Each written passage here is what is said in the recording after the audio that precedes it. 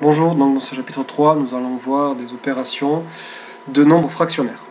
Donc avant de commencer, nous allons rappeler le vocabulaire concernant bien les nombres fractionnaires que vous avez déjà vu en classe de 5e et en classe de 6e.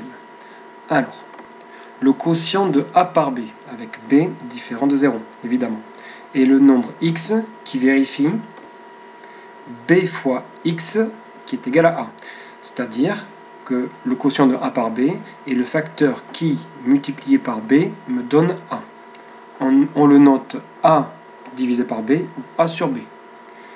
A est appelé le numérateur et b est appelé le dénominateur. Lorsque a et b sont des nombres décimaux, a sur b est une écriture fractionnaire du quotient de a par b. Mais lorsque a et b sont des nombres entiers, alors a sur b est une fraction. Donc nous allons faire quelques remarques.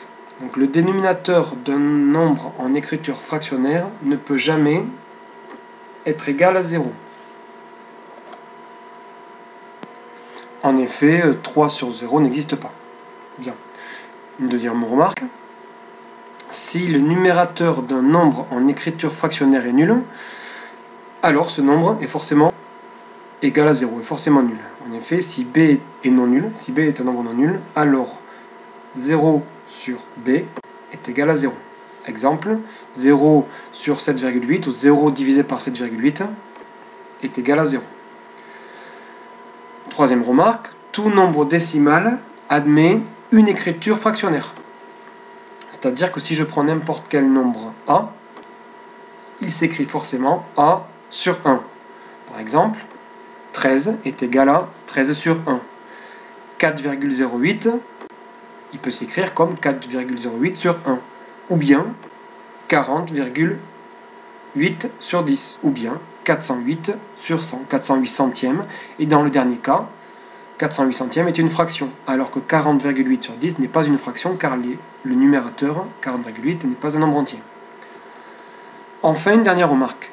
Si le numérateur et le dénominateur d'un nombre en écriture fractionnaire sont égaux, alors le nombre est égal à 1. En effet, si on a un nombre a qui est non nul, alors a sur a ou a divisé par a sera toujours égal à 1.